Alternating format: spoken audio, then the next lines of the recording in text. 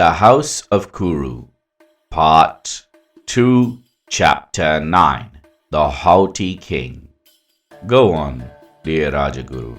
Tell me, how did the great Drona, the great Guru Drona, fare with poverty? Tell me how he came to desire such a tuition fee from our forefathers, and tell me who accomplished his payment, asked Janamejaya, and the great Guru Vaishampayana continued the tale of woe. Days turned to weeks, and our situation only got worse. Poverty begets more poverty, my children, and one day a group of children my little boy played with told them all about cow's milk, and that very day he approached me and asked me for some. Being a poor Brahmana, I was not able to provide this to him, and he cried until I fell asleep, and I cried myself to sleep that night, said the Guru Drona, shedding yet another tear. By now, every student of the Guru had downcast looks, and Arjuna's throat was too tight to speak, and Bhishma placed his hand on the shoulder of the Guru as Dhritarashtra shook his head. The very next day, my little boy ran up to me and said, "I have drunk milk, I have drunk milk, yay," said the Guru Drona, and he approached and he pranced and danced in joy. And I too was full of happiness, thinking that some kind soul had provided him with a small pot of milk. But alas, some cruel adolescents powdered rice and mixed it with water and tricked my little boy and made fun of my inability to provide a small pot of milk. "Look at this Brahmana, he can't even feed himself, and yet he decided to have offspring," they taunted. All this was too much for my wife Kripi to bear, and I too felt the deep pain of poverty. Then, said the Guru, as the students began to think the pain of their preceptor was nearing its end, news reached my ears that a high-souled Brahmana, member of the priestly class, the axe-wielding sage Parashurama, had conquered lands and was giving away all his wealth. Urged by my wife Kripi, I made my way to his ashrama and requested his wealth and told him of my condition. And even though he pitied me and sympathized with me, he had unfortunately given away all his possessions.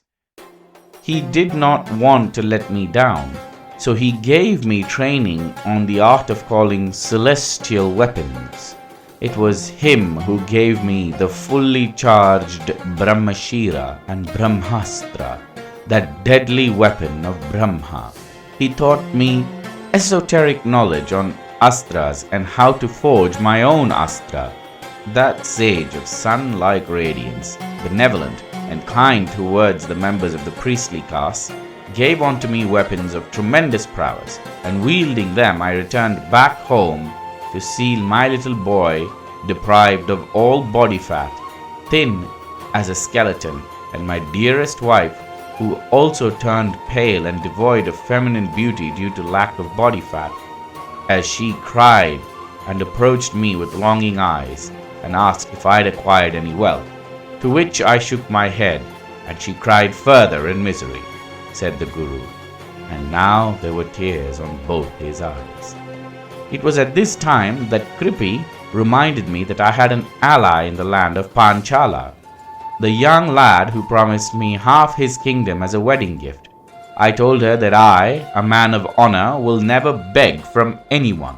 But on seeing her condition and that of my child, I decided to approach the new emperor of Panchala in the hope of livelihood, said the weapons master.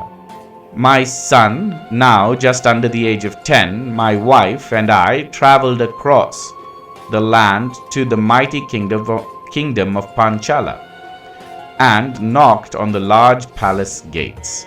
and the palace guards opened them and addressed me and my family with harsh tones and asked why I have arrived, and I told him to tell the Emperor Drona, student of Agnivesha, has arrived, and he went to the king with the news, said the Guru.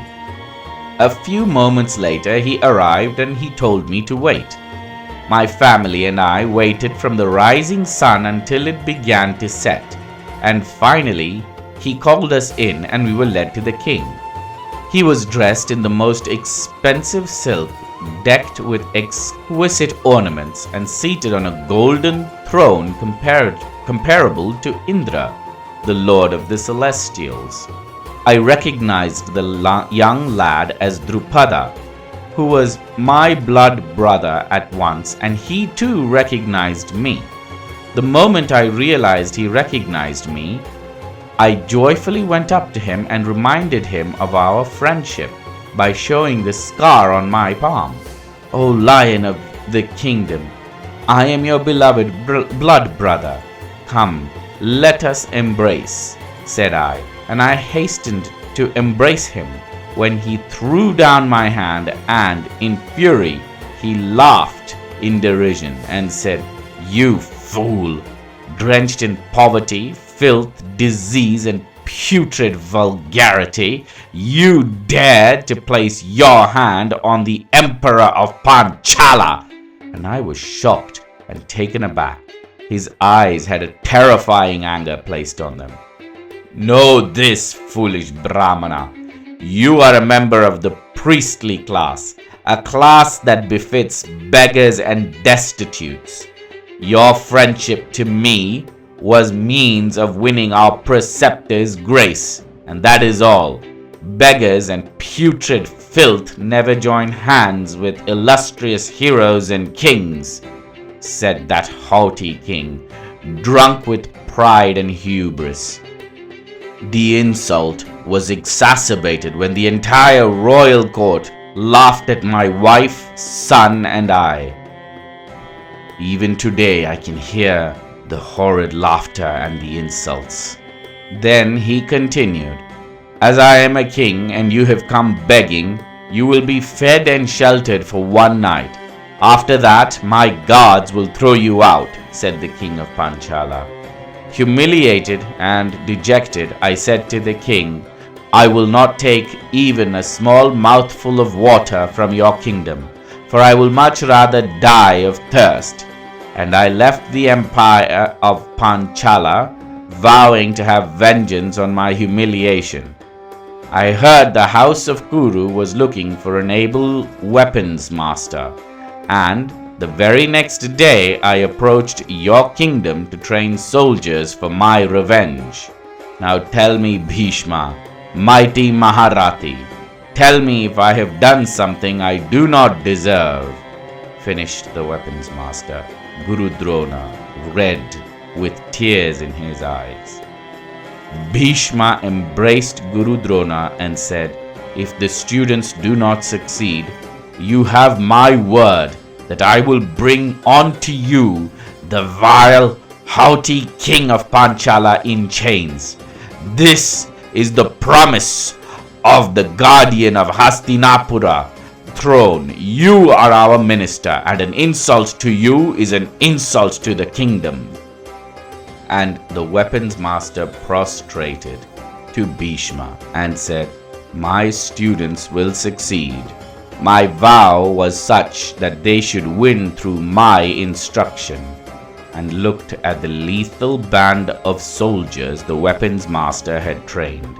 Suryodhana flared up in anger and said, "I will bring that head of that haughty king, and I will throw it at—" "No, you will do no such thing," intersected Guru Drona. "Death is not the befitting punishment. Do as I requested. My tuition fee is the humiliation of King Drupada. In chains before me," insisted the Guru, and all the students nodded. "We will need to strategize and move carefully. The Panchala kingdom is powerful and full of fortification and elephants. The king himself is an Atirati who will always be on an elephant.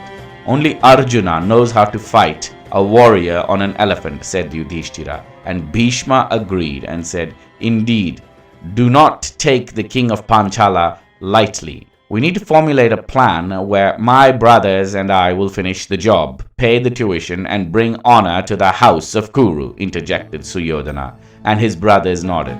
But Bhishma interjected once more and said, Suyodhana, the king Drupada is nearly invincible on the battlefield. We need to plan accordingly. Bhima is of tremendous prowess with the mace, and Arjuna can handle the bow. Combined with the strength of you and your brothers, all we need to do is, grandsire, have no fear, for our victory is certain. We do not need the assistance of these refugees and forest hermits, insisted Suyodhana, and he left without a further word. The 100 brothers of Suyodhana followed suit, but the children of Pandu, the Pandavas, remained in the presence of their preceptor. We will wait for the children of Dhritarashtra to show their prowess. King Drupada will not be subdued by them. He is an Atirati, an invincible warrior on the battlefield. And as part of the rules of the tuition fee, Grandsire Bhishma, though he is a Maharati, cannot join us. Therefore, we will formulate a plan in accordance to our skills, said Arjuna, the third born son of Pandu, and the Pandavas all agreed in unison.